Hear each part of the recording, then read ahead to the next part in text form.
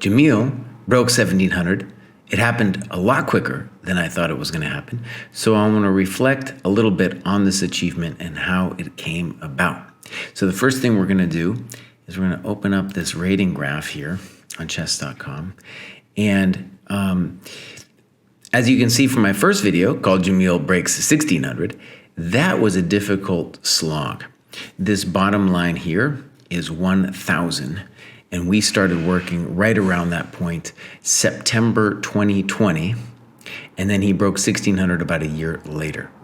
This has been my most intensive student in terms of number of hours per week. And so I got to observe a lot of the struggles more close up than I do with a lot of my other students. The thing that's interesting, I think, for the broader chess community about somebody like Jameel is that he's part of this subculture that has arisen with people who are getting fairly good at the game who have never played an over-the-board tournament game. And that for me as a coach is just still mind-blowing that exists. And I, especially in the last couple of months, have gotten loads of emails from people like that wanting me to help teach them. And for the most part, I've said, I have too many students. I got too much dojo stuff going. I can't do it. And so I want to make this video partially for them because I think there's some key lessons in here about how to improve if you're this kind of guy or girl who has just started playing recently. Now, as I noted in the first video, it was a very difficult struggle to get, especially from 1500 to 1600. Since then, though, we've gone along nicely. Now, as I noted in that first video, the most difficult thing for me as a coach was to force Jameel to play longer games and, as the psychologists say, to think long instead of thinking quick. It wasn't just to get better at things like calculation, but to deepen his understanding about what the dynamics were in a variety of different positions. The kind of deepening you won't get if you're just instantly playing, because when you instantly play, you're just repeating whatever intuition it was that you had in the first place, right? Okay, so I think that two things happened to make this jump possible. The first was that there was a long period of time where Jameel just listening to me say things about the dynamics of certain positions that he could conceptually understand and repeat back to me, but wasn't able to actually execute on. And one of the key hindrances was just, say, blundering or not quite getting it. And I think a lot of that knowledge kind of solidified in the last couple of months. Again, this happened from September of this year to now that he made this jump to 1700. The next thing that was very critical was, instead of doing this thing that you get online with people playing 30-minute games, I got him to play in the ChessDojo classical tournaments, which were at a longer time control. And that forced him to really go a lot deeper than he did in the past.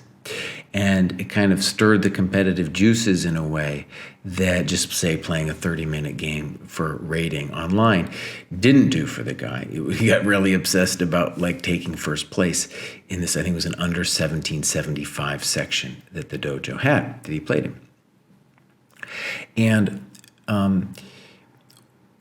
one interesting thing there I just want to mention off the top is he was doing GM level deep dives on openings, the openings of his opponents. And the interesting thing to me there as a coach was, it's not like it gave him such a competitive advantage, but it forced him to think really deeply about the opening. How did other GMs play? How did GMs play the position? How did they think about the position? What were the dynamics? In a similar kind of way, like the old Soviets learned endings by doing adjournments. They forced themselves to really sink into a position. And I think that's what the opening analyses for Jameel, what they did for him, did. Okay, so the other big thing that happened with, let's say, thinking slowly, is Jameel's calculation and accuracy really improved. So if you remember from the last video, we had this position where Jameel has playing this beautiful, interesting game with the dark squares, and here he has literally mate in 2 with queen d4 followed by bishop f2, and he missed it, and that would have actually put him over 1600. That was the kind of travail that he was facing in that phase of his development, which was very difficult for both him and his coach. The thing that's happened since then, I think, people talk about calculation. It sounds like you're being a computer and you're like crunching through variations. But in a lot of ways, it's just about opening your eyes to what is the possibilities in the position. And those possibilities often arise from just recognizing what the dynamics are. In this case, obviously, the black squares. So what I'd like to do is share the game. It's pretty quick, of how he became 1700. I think there's some takeaways, let's say, on it. So here we go. And with this position, let's go all the way to the top. There's a couple interesting things. Now, the first thing I want to say, he's playing this guy who's rated 1674, or he's rated a little higher because this is the post game rating. Super fast, like so many other players. And I think one of the things that I've been able to help Jameel on, and I think a coach could help somebody on, is just to say, look, buddy, you got to hold the line. You can't just be going online and playing super fast. Like this guy, Valerka, maybe he's super talented, I don't know, but you're playing so fast, your chess is actually going to get worse instead of better.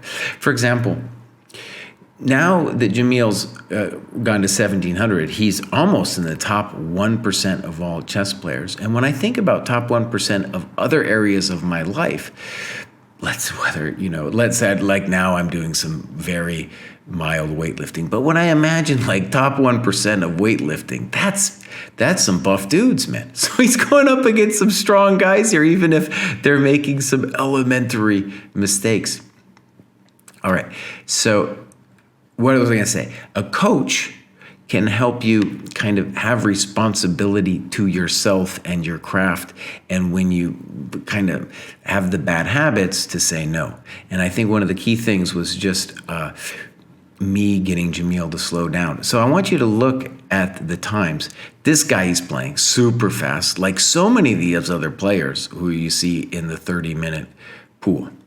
Now, one cool thing is on this move and the previous move, Jameel could have played knight e4, and he knew that he could play knight e4 and get an equalish game.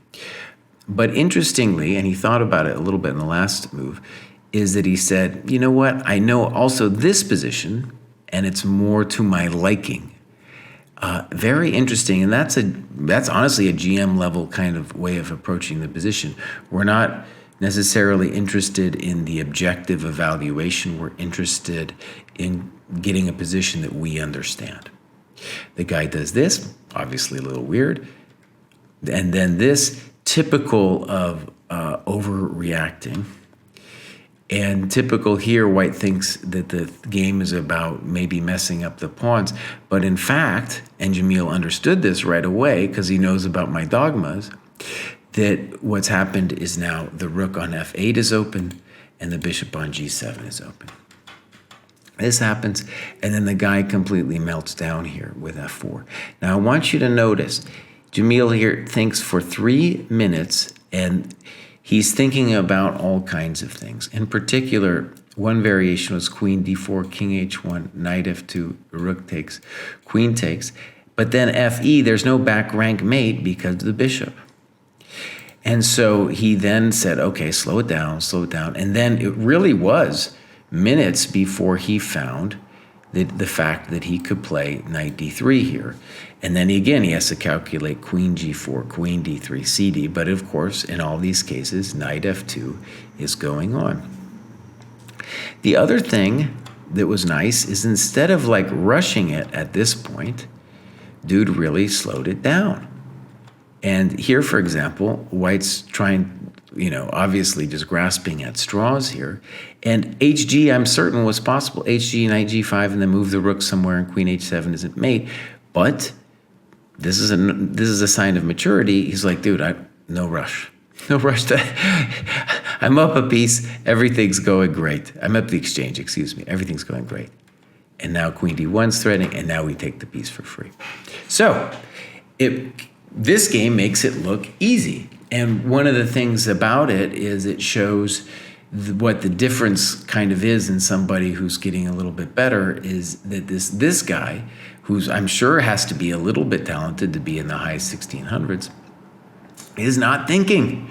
And for example, if we go back, I think one of the interesting questions, let's say we go back here, is that if you were capable of slowing down, you might say to yourself, oh, things gotten a little out of control.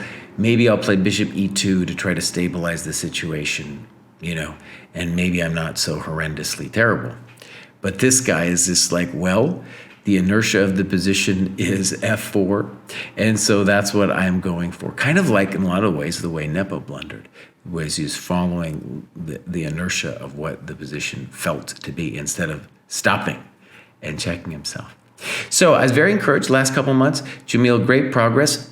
I was concerned he was at some kind of plateau. Obviously, if you make 100 points in a couple months, you can't call that a plateau. So who knows? We'll see how long it takes for me to do the next video called Jameel Breaks 1800.